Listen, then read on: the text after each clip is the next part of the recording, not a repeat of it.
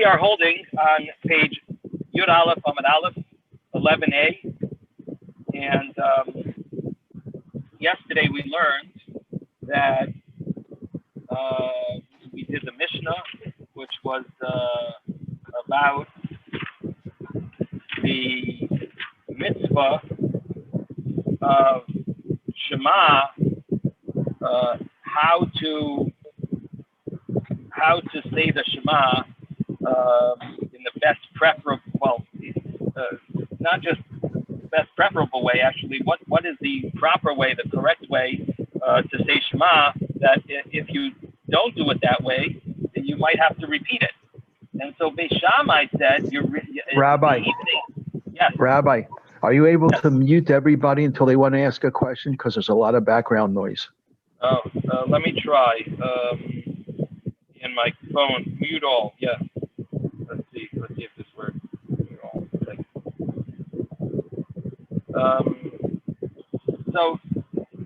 So the Mishnah said that Beis Shammai said in the evening you're supposed to lie down or lean, I should say, on your side. Yata, which Rashi said, lean on your side. And as we mentioned yesterday, because really you're not allowed to lie on your back, so it meant leaning on your side. According to Beis Shammai, that's the way to say the evening Shema. The morning Shema is supposed to be said standing. According to Beis Shammai, Beis Hillel said any way you do it is fine. So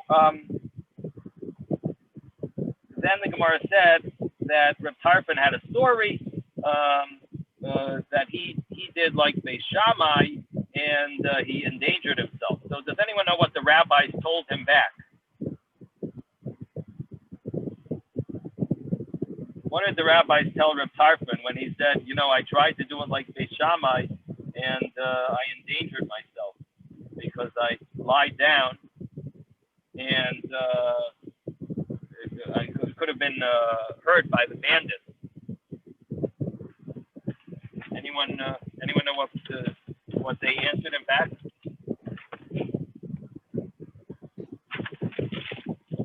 It could have been hurt by the what? By bandits, by ganovim, thieves. Oh, bandits. Oh. So the Rabbi? No, yeah. I don't. I can't see everyone in one shot here because I'm on my phone. So just speak up. Okay. The rabbi said, attacked you, it would have been fitting for you to have come to harm. For by deliberately lying down for the Shema, you transgress the words of Beis Hillel. That's right. Thank you, Yehuda. Thank you. So the story is that he transgressed the words of Beis Hillel, and therefore they told him you were wrong for what you did. You shouldn't have tried to follow Beis Shammai because the law is clearly not according to Beis Shammai. Then the Gemara continued, and we had a very interesting Gemara about the figuring out the different opinions of Beis Hillel. Explained their view. What was Beis Shammai's view? How do they learn why don't they follow Beis Hillel? So they explained that there's two words. First of all, they explained that they translate V'shachbacho Kumecha literally, Shchiva Mamish, Kima Mamish. They translate it literally, and then they asked Beis Shammai, but what do you do with the Uvelech Lecha V'Derech that Beis Hillel says means to, however you are preferred. That's how you could say Shema. What do you do with that going on your way? So they explained that there's actually not just Uvelech Lecha V'Derech, but there's also the word B'shivtecha B'Veisecha when you sit in your house. They translate that to exclude the person who's involved in a mitzvah. The person who's Isaac in a mitzvah, he is exempt from saying Shema, and they said also a chassan is exempt from saying Shema. from the Uvalachtecha Baderech. So when we explained yesterday the reason a chassan is torud, he's overwhelmed or nervous, and then the Gemara said, the Gemara said also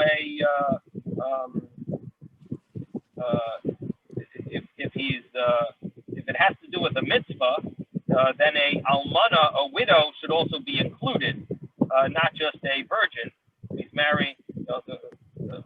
Initially, we thought it was that because of a mitzvah that he's exempt. The chassan groom is going to be doing a mitzvah, and mitzvah having children, and because of that, he's exempt from Shema.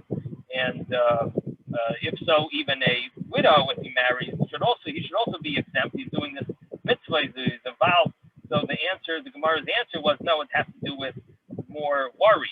So the Gemara said, worry, you're only worried for a virgin, not if it's a widow.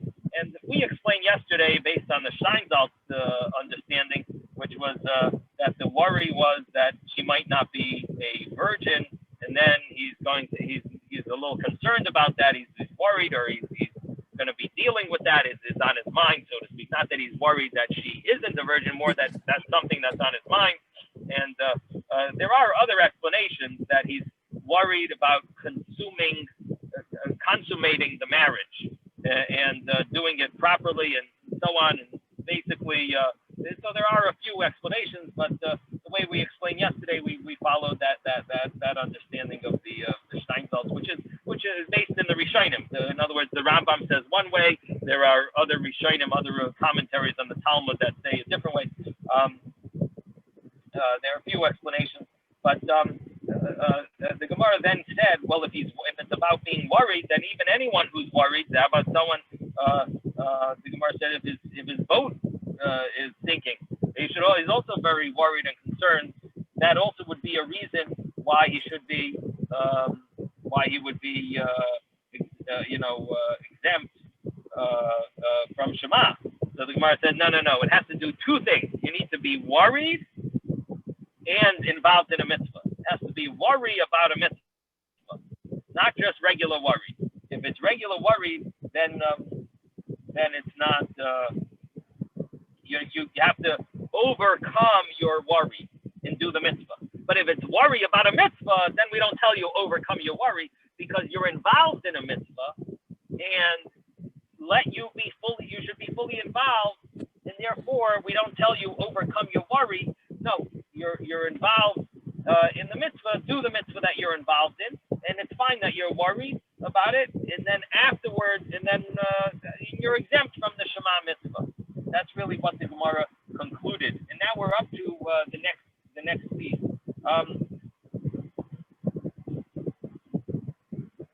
What I would really like to do is maybe have one of you read this. Read the Gemara, read from the Mishnah, just to get the mode. Would anyone like to volunteer to read the Mishnah inside, the Hebrew and English? You can do it, Ben? Hebrew? Yeah, the Hebrew and the English translated. The Aleph? And then maybe someone will read a little of the Gemara.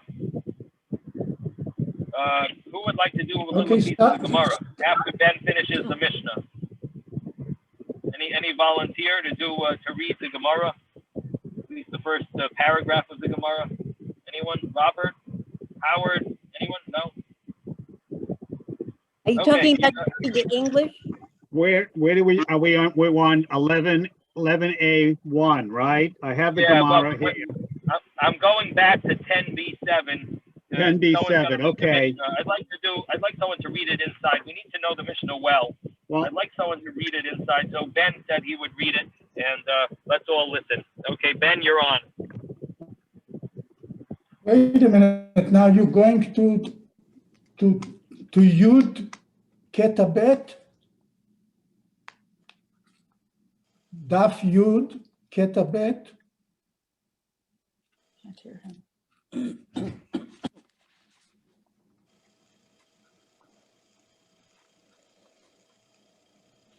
I don't know which one he wants me to read. He's outside. Does anybody know which? Yeah, which Ben, one he I have wants you to go read? from the Mishnah that's at the bottom of Daf Yud Amud Beis. At the bottom, there's a Mishnah that goes right to the Ben, are end of you the reading? page. I don't hear anything. No, I'm not reading because I have the Steinsaltz. Am I starting from Aleph or from Bet, from Gimel? From the Mishnah that we just read on Yud Amud Beit. Yud Ayin Bet. Okay. Tanu Rabbanan, Shisha Dvarim Asach Hiskiyahu HaMelech? No. Ben, the Mishnah. It starts with Beit Shammai, I think, the one. Right, you got, Beit Shammai. right. Beit Shammai. Yud. Yeah. Rabbi Yeshua, Amar Rabbi Beit Yossi. Shemaya Omrim. אוקיי, בית שמאי אומרים, בערב כל אדם יתה ויקרא, ובבוקר יעמוד שנאמר, בשוכבך ובקומך. בבית הלל אומרים, כל אדם קורא כדרכו, שנאמר, אדם בלכתך בדרך, אם כן, למה נאמר, בשוכבך ובקומך? בשעה שבני אדם שוכבים ובשעה שבני אדם עומדים. אמר רבי טרפון, אני הייתי בא בדרך והתתי לקרוא כדברי בית שמאי וסיכנתי בעצמי מפני הליסטין. אמרו לו, כדאי היית לחוב בעצמך שעברת על דברי בית הלל. Okay, translate. The Gemara? Ben, we need translation. We're not Israeli. Well, I can do it in English. Okay. I have the art The scroll Mishnah if says, you want in the Bet English. Shammai are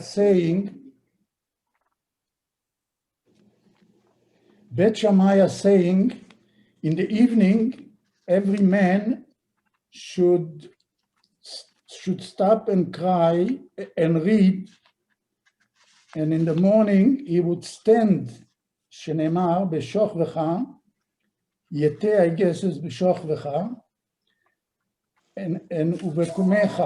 ובית הלל אומרים, בית הלל are saying, every man is reading the way, his own way. As they said, בלכתך ובדרך. It means when you're going on the way, in can. And so, why it says, and when you're laying down, and when you getting up. In the hour that men are laying down, and the hour that men are standing up. Said Rabbi Tarfon, I was on my way, and I lay down to read the way Bet Shammai said, and I was taking a risk on myself because of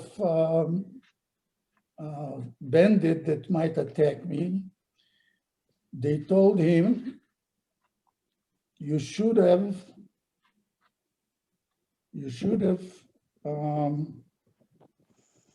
by yourself, you should have known by yourself, I guess, that you transgressed on the words of Bet Hillel. Okay. Did Okay, I very good, translate it Ben. right? I don't know. Yeah, very good, very good. So, okay, so I'm gonna continue. I think. Thank you, Ben. That was great. We needed to go over the Mishnah also because it's important to have it very clear. We have the words b'shivtecha, b'veitzecha, u'b'lechtecha, b'derech, u'b'shachbecha, u'b'kumecha. We have these 4 points in the Shema.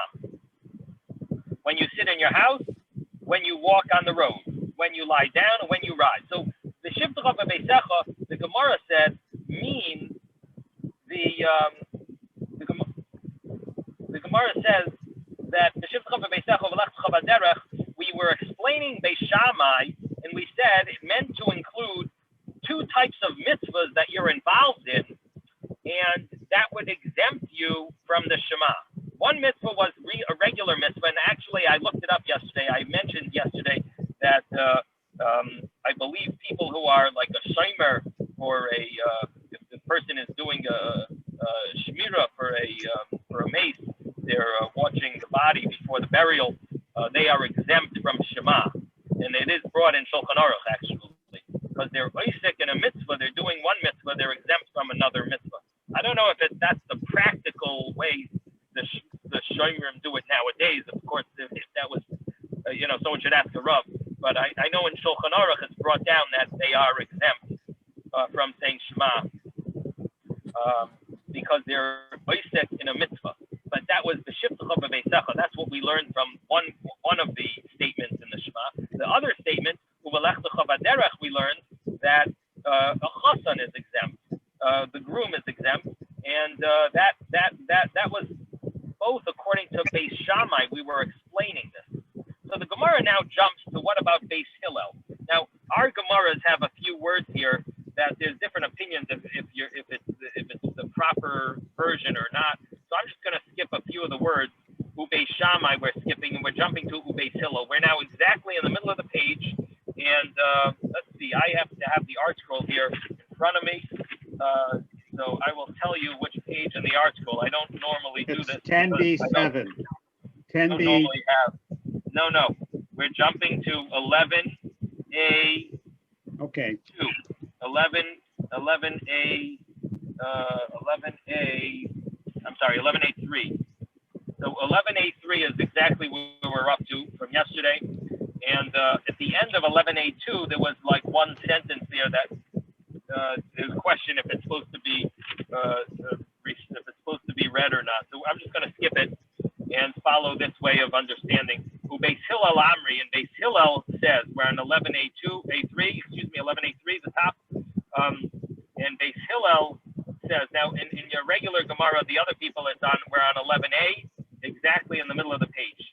And the Gemara says, what is Beis Hillel going to do with learning about how does he learn the exemption of a mitzvah and the exemption of a groom? That was explained according to Beis Shammai, but what about Beis Hillel?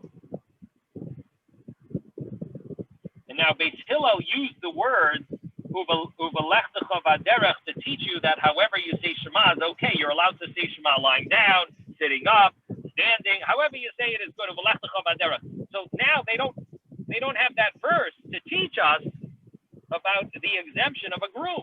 So what would Beis Hillel say about a groom? How do they know a groom is exempt from saying Shema? So Beis Hillel Amri, Beis Hillel will say, Memela Shema Mina, it's automatically understood from this that Da'afilu Baderech Nami Kari, that a person is allowed to recite the Shema even when traveling on the way. One can say the Shema. He doesn't have to be in a certain position, however he is, and that's learned automatically. So the other law about exemption from a groom is learned from these words, which means that the exemption of a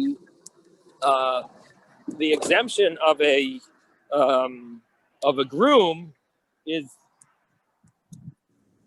automatically is learned from these words, as we learned earlier, and the fact that a person is going to be reciting the Shema in any position, that's like a natural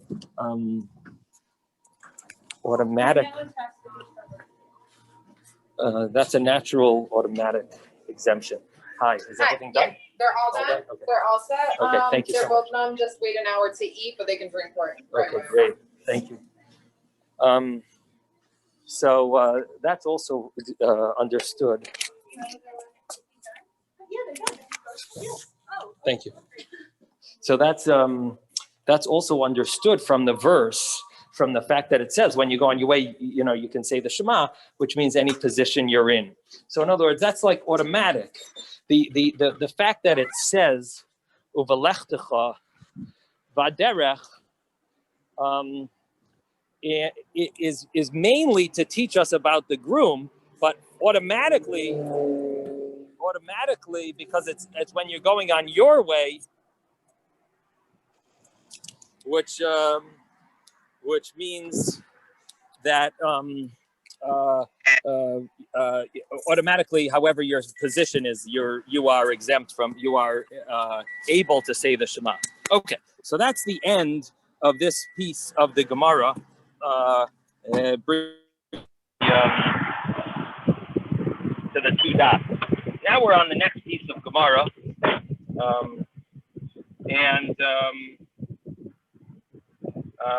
the next piece of Gemara starts with Tanu Rabbanan. The rabbis learned,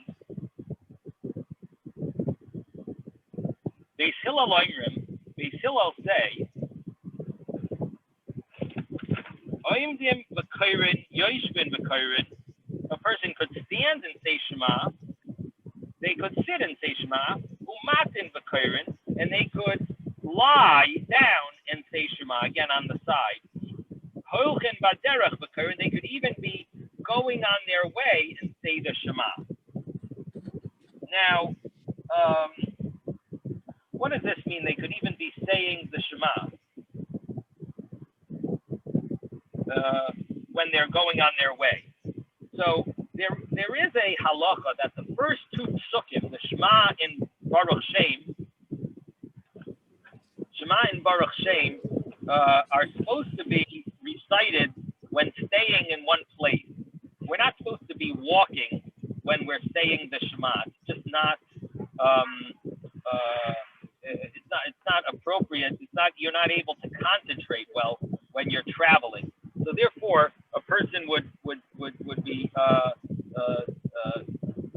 really should be staying in one place. The only thing is that halacha that you're supposed to stand in one place is preferable.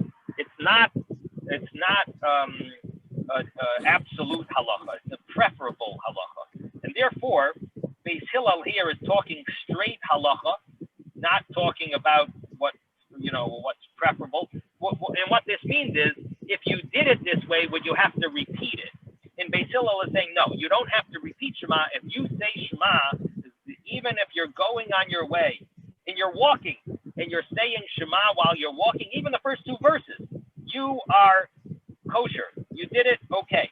You do not have to repeat the Shema. That's why he uses these terms. Again, I don't want you to feel there's a contradiction here with the halacha that you're really supposed to stop, because it sounds like a contradiction. You're supposed to stop and say Shema, at least for the first two verses. But the point that the Gemara is making here is that if you didn't stop and you walked while you were saying the Shema, you are fine. You fulfill the mitzvah. So here again, Beis Hillel, we're reading a brisa now.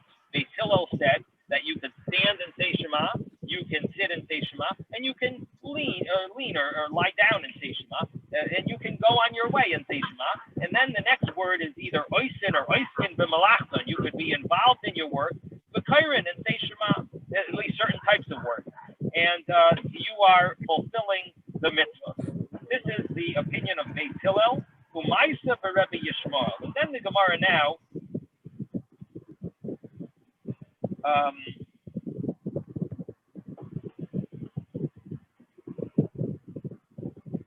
The Gemara says that there's a story of Rebbe Yishmael that Rebbe Elazar ben Azariah, Shahayu Mesubin, they were leaning b'makam echad. I'm sorry, not leaning. They were. I'm thinking of. They were together, and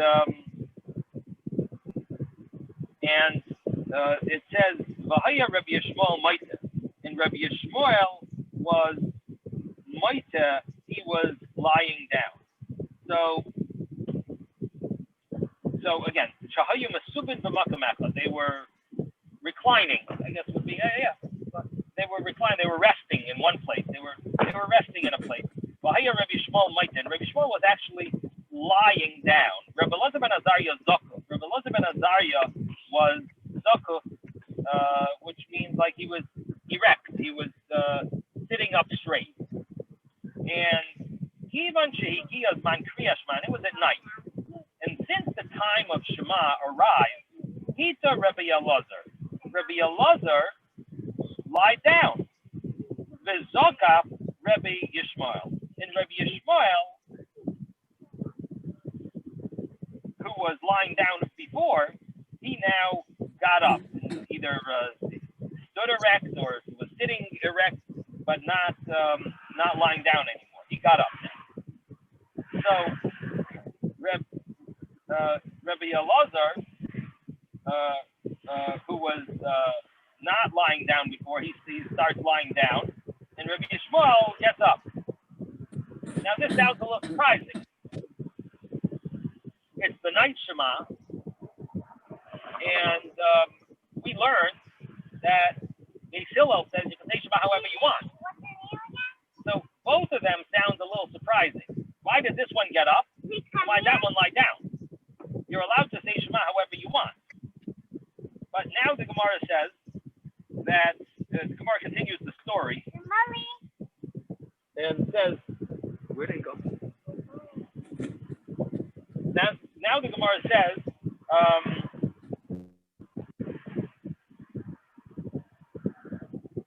that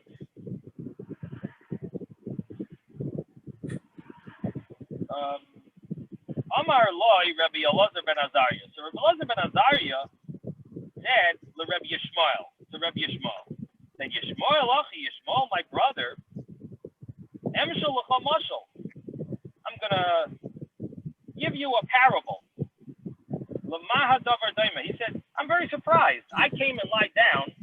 What are you doing? Jumping up when I came to lie down, like to follow what you're doing. You're lying down. You were lying down, and it's time for Shema. So I said, okay, let me do what you're doing. I went and lied down, and now you go and jump up, like you're allergic to me or something. I'll give you a parable. He said, what is it similar to? If a person, the parable is comparable to a person that they told him, your beard is literally, it means it's grown. It's grown nicely. It's grown nice. It looks nice. And so he's complimenting the person. You know, the people are complimenting this man that his beard looks very nice and full and Amar Lahem. So he told them, let it be cut off. Let it go to the destroyers of the beard, meaning let it be cut with a razor or a scissors or a shaver. Let it go to be cut. In other words, right after they complimented the man, what is he doing? You going cutting it off? That's same thing here. He said, you were lying down. I came to lie down and give you so to speak, a compliment, like I'm going to come to you. And also here, Ata, you called Manchani Zakuf when I was erect. Ata Maita, you were lying. Ashav now, Jani Hitesi, when I lied down, Ata Zakafta, you got up. It doesn't seem like it doesn't seem right. Why did you do that? You know, I'm coming to sit with you to lie down the way you're lying down, so to speak, and and you go and jump up. Amar Loi. So Rabbi Yishmael answered him. Rabbi Yishmael said, "Ani asisi k'divrei Beis Hillel." I did like Beis Hillel. V'ata asisi k'divrei Beis Shammai, and you did like Beis Shammai. You went to lie down for Shema in the evening. you're following Beis Shammai. That's not appropriate. So of course I stood up. Also, maybe the students will see the kavu halacha l'doros, and they will establish a halacha this way for future generations. In this way, and this is obviously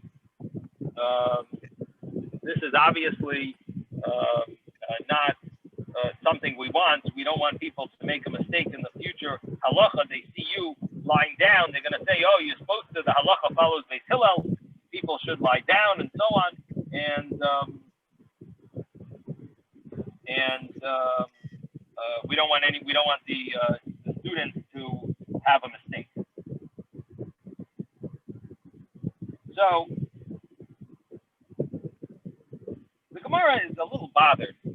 Why does it have a second reason? See, it seems pretty simple. He said, I stood up because you were following Beis Shammai, and I was following Beis Hillel. So I stood up. So why does the Gemara come and have a second reason like this? What do you need that second reason for? Is there a important point in the second reason that we maybe are missing out on? Does someone have a question?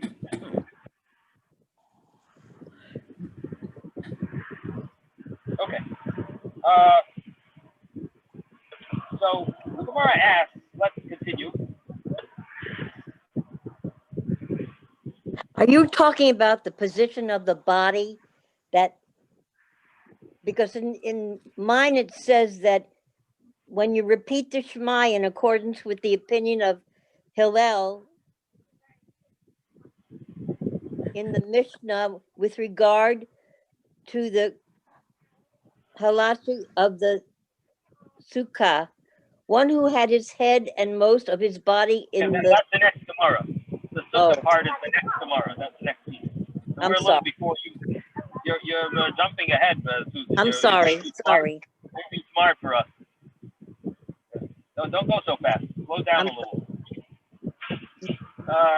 So one who acted in accordance with the opinion of Bet Shammai has acted appropriately and is not in violation. We're before that. It's We're a little before that.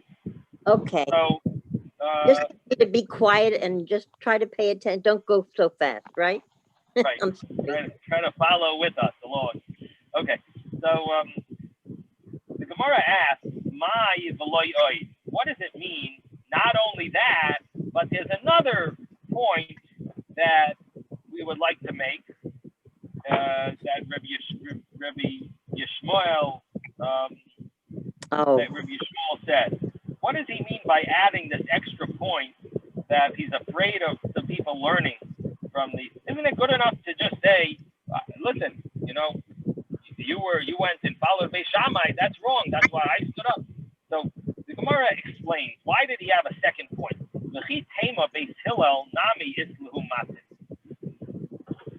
You may ask, that Beis Hillel also holds that you're allowed to lie down. So if Beis Hillel also holds you're allowed to lie down, like he says clearly, however you say it is good. So if he says that, why did what was so bad about you lying down and me getting up? You can lie down because you're following Beis Hillel also, and I'm getting up. Why did I need to get up? I could have lied down. I could have stayed lying as well. So you may say that even Beis Hillel, we didn't go against Beis Hillel, so both of us did okay. So what was my first reason is maybe not such a good reason. And so that's why he said an additional point. And what is the additional point? The additional point is, Hani Mili, when does Beis Hillel say their law, Demata va'asa me'ikara, that you were lying down from before, and lying down from before, then you can stay lying down for the Shema. Aval hacha, but here, Kivan da'ad hashta, since until now, Hevesa Zokko, you were erect, Vahashta Maita, and now you went to lie down, Amri, people will say, Shma Mina Kibei Shamai Spiralahu. That now that you went and lied down, people are going to say that sounds like the halacha you hold like Beis Shammai, and Shema Yiru HaTalmidim, maybe the students are going to see,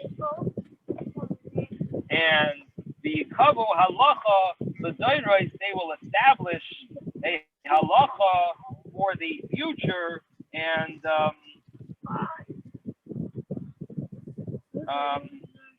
so that's why I stood up also, so that students will see, and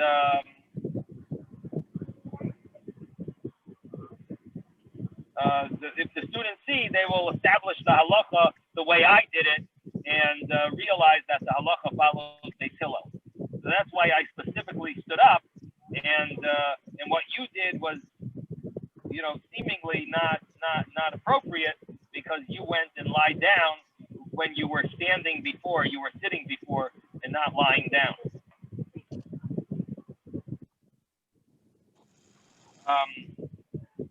The Gemara doesn't make it so clear that if you are sitting or standing, are you not allowed to sit down, or is it going to be just an issue of the students, of people seeing? In other words, is it an issue in itself that's wrong, or is it more that people will see? So now the Gemara afterwards is going to discuss. If you followed Shammai, did you do something wrong? Yes, Ben. I think that he didn't want that the students will think that they are both agreeing that laying down is okay. Right. He wanted to see that there is a difference between Beit Shammai and Beit Hillel. For sure. He wanted to make sure that people know the halachas like Beis Hillel.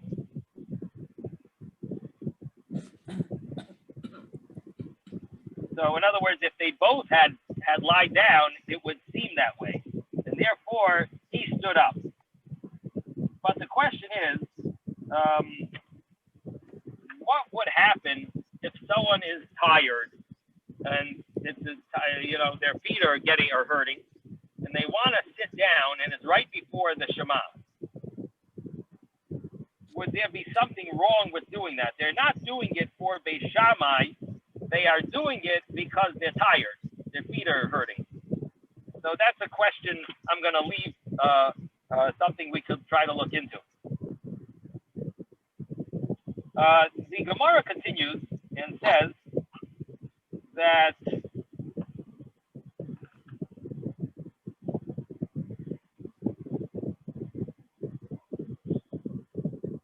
Kani Reb Yechezkel. Reb Yechezkel learned Asa Kedivrei Beis Shammai Asa.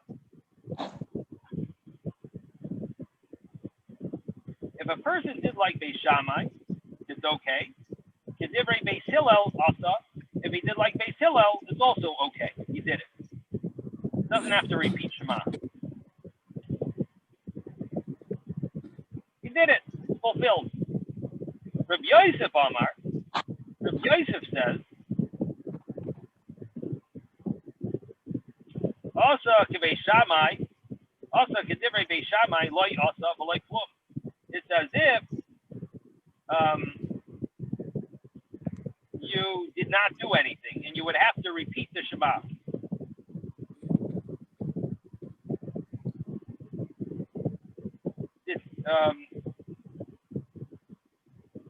And he brings a proof, and this proof is from the laws of Sukkah.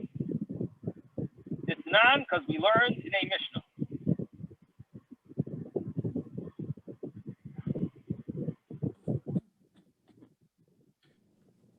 What did we learn in the Mishnah in Sukkah? A person that had his head in the majority of his body, the Sukkah. sukkah inside a sukkah. V'shulchanai, and his table, b'seich habayis. Table is inside his house, and his sukkah is right next to his house. And so he's sitting in the sukkah, his head and the majority of his body is in the sukkah. But the table that he has the food on is in the house. So what is the halacha? Is that there's two problems here. It's two cases. Number one is it's a small sukkah, can't fit his table. So is that sukkah kosher? Number two is if he has a big sukkah, but his table is in the house, is he allowed to eat in the sukkah? And are we concerned that he might end up leaning towards the house and not eating fully in the sukkah? So Beis Shammai, Beis Shammai says it's possible. You can't do that. You can't have your sukkah with your table in the house. You can't have yourself sitting in the sukkah, but your table is in your house, and you're leaning, so to speak, you're leaning, you're using that table to hold your food. That is a problem. You can't have that. Puzzle. Beis Hillel machshir, and Beis Hillel says it's kosher.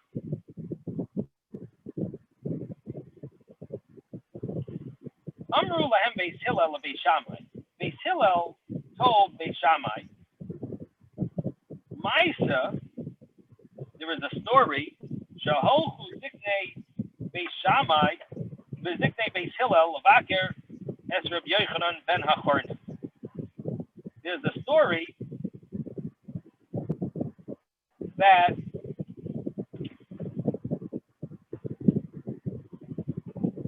the elders of Beis Shammai and the elders of Beis Hillel went to visit Reb Yochanan.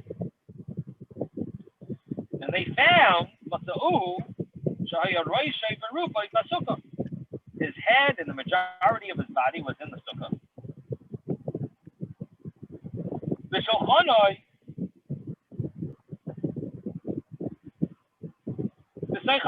His table was in his house.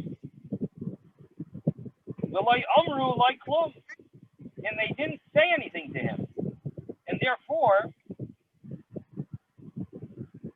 Beis Hillel is telling Beis Shammai that you people don't hold that it's a problem to have a person's table in their house and they're sitting in the sukkah. You people, we were visiting Reb Yochanan, and you didn't mention anything over there, and he had it that way. So you people don't hold this as a problem. The elders were there, and they didn't say anything. So they told Beis Hillel, Amru lahem, they told Beis Hillel, Yisham Raya, you're bringing a proof from that story. Avheim Amru lai, they did say something there. They told him.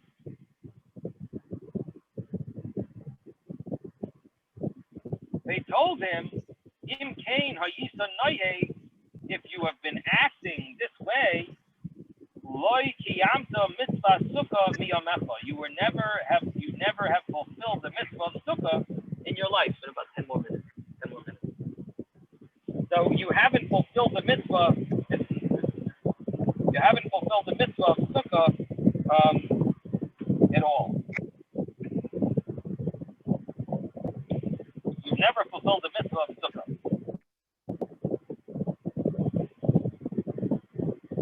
So that is the story of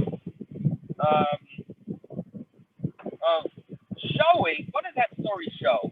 The story shows that Beis Shammai considered following Beis Hillel. You didn't even do the mitzvah. It's not like you sat in a sukkah, you ate, you might have maybe leaned once or twice into the house. No, it's not that you might have, had an issue that you might have. No, you have not fulfilled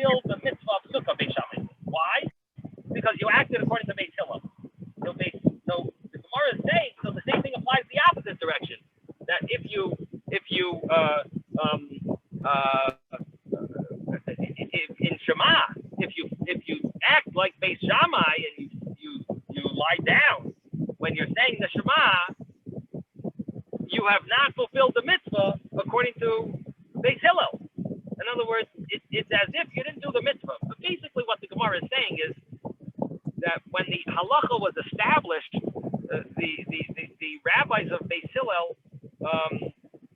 so to speak, it became like a prohibition that you lose out in the mitzvah if you follow the other opinion. That's basically the understanding here, that it's a sort of like a decree that you aren't fulfilling the mitzvah if you follow the other view. And that we see over here, they told this man, they told Rabbi Yochanan ben Achornis that he hasn't fulfilled the mitzvah. It's like he didn't do the mitzvah. And the same thing would be, you said Shema and you specifically lie down like Beis Shammai says, you have not fulfilled the mitzvah.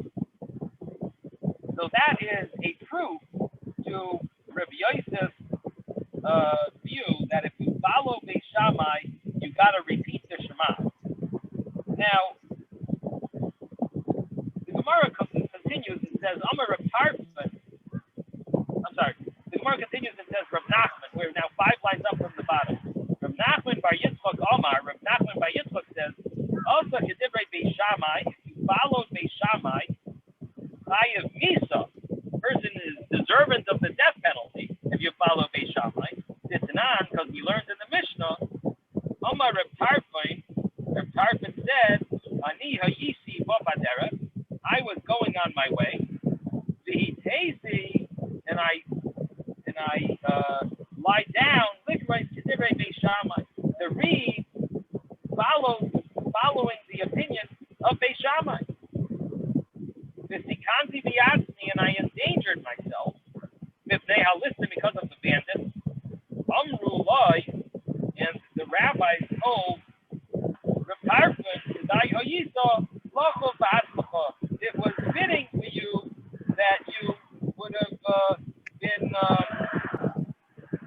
endangered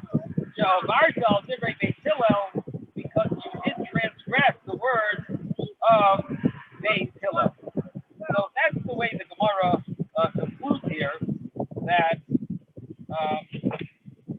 you we have three opinions. One is you follow Beis Shammai, you fulfill the mitzvah. Another opinion, you follow Beis Shammai, you did not fulfill the mitzvah. And in the third opinion, you follow Beis Shammai, you deserve the death penalty. So that's a little summary of this Gemara. Now, we really covered a large amount today.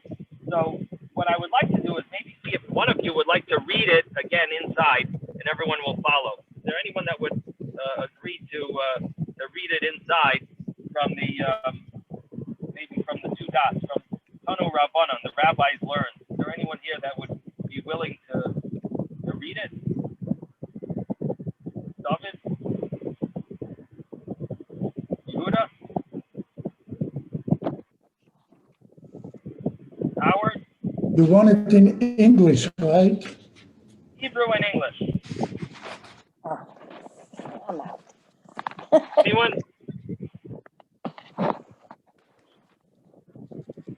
Tough crowd. I can read it in Hebrew if you want. No, we need English. Tuvia, how about you? Okay. You want to read the Gemara? The Hebrew and English? Yeah. Tanu Rabbanon, the rabbis learned. Page 1183. Tanu Rabbanon. Beis Hillel I don't know, Omer. by me, it should Speak loud, speak loud. I don't know. They're He says the reading section. from the scroll, I guess, whatever they call it. Tuvia, who's reading it? Anyone? It might be on mute. Tuvia, you want to read the Gemara?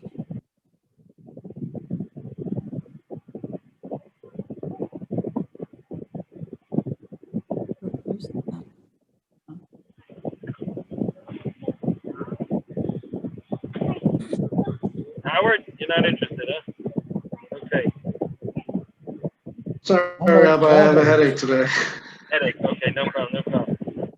Okay, sorry. All right. Let me continue then. Shachar, we're going to continue with the next tomorrow. I do want to encourage you all to try to do some chazara, review, because if you don't review, you're going to forget it. And it's very valuable Torah. This is Hashem's Torah. We want to keep this knowledge in our minds fresh, especially some of it is halacha, some of it is inspirational.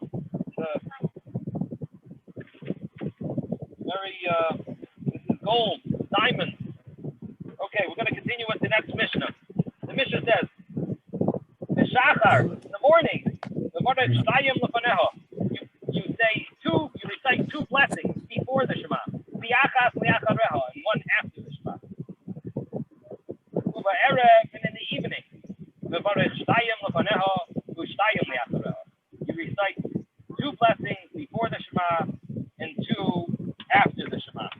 So this altogether equals 7 blessings. There is a verse in Tehillim that says, Sheva b'yoyim hilalticha. I praise you 7 times a day. So this is hinted to in these brochos. And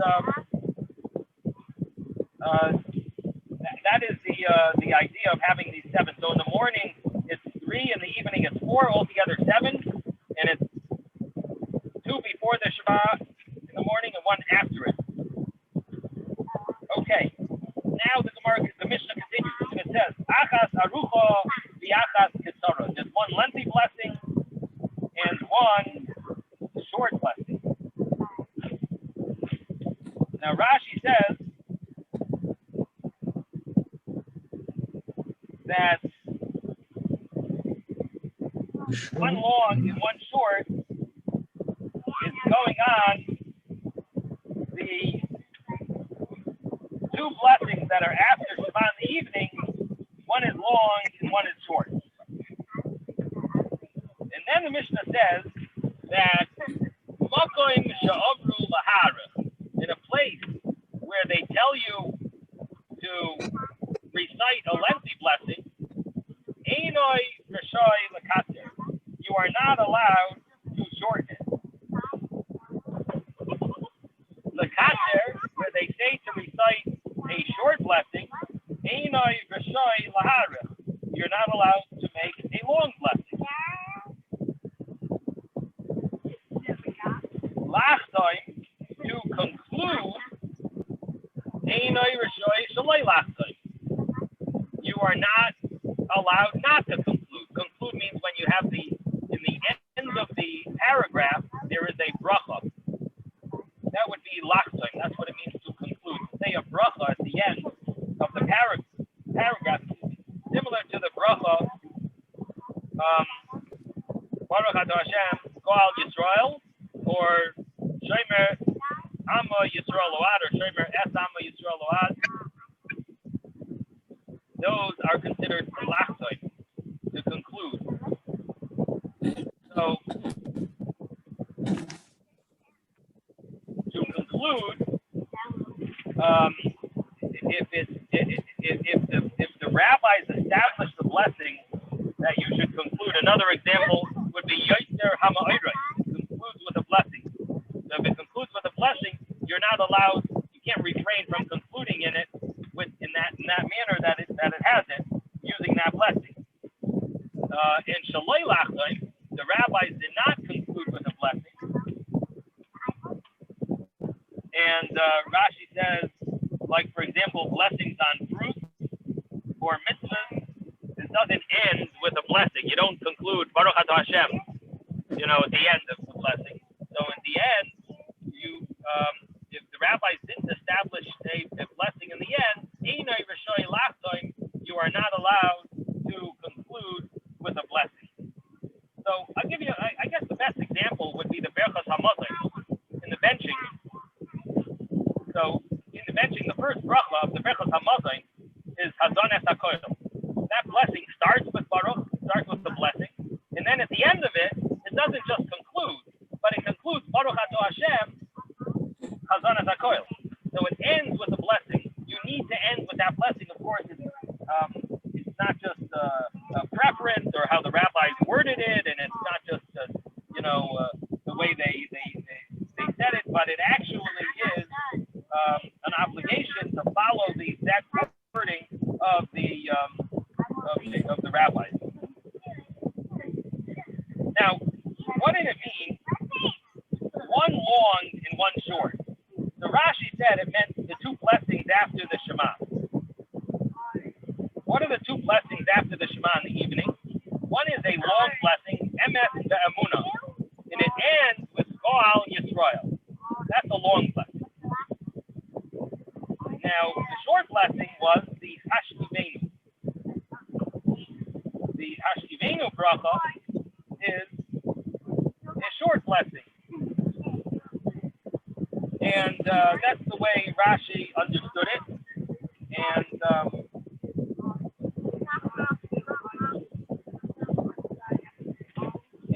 the Gemara now, the Gemara says, we're going to continue on the Gemara, what two blessings must one recite? My Mavareh. The Gemara says, Rashi says, we're talking about the two blessings before the Shema in the morning. What are they? So, my Mavareh. What do you make? What are these two blessings that you recite before the Shema in the morning? Amar Rabbi Yaakov, Amar Rabbi Oishia. Rabbi Yaakov says, in the name of Rabbi Oishia, we now turn the page 11b. The two blessings are Yoitzer Or Uvari Choisha. That's the first one. And the Gemara now discusses that blessing. Now, later on, the Gemara will tell us the second blessing.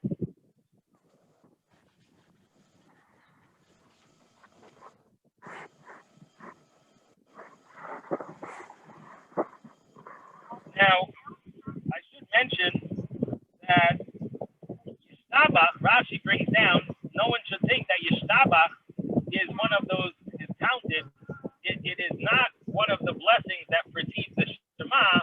It is the blessing of what we call the Sukkei de Zimra, the verses of praise, of song. That's what Yishtabach is. It's not counted over here because it's not considered a blessing that precedes the Shema.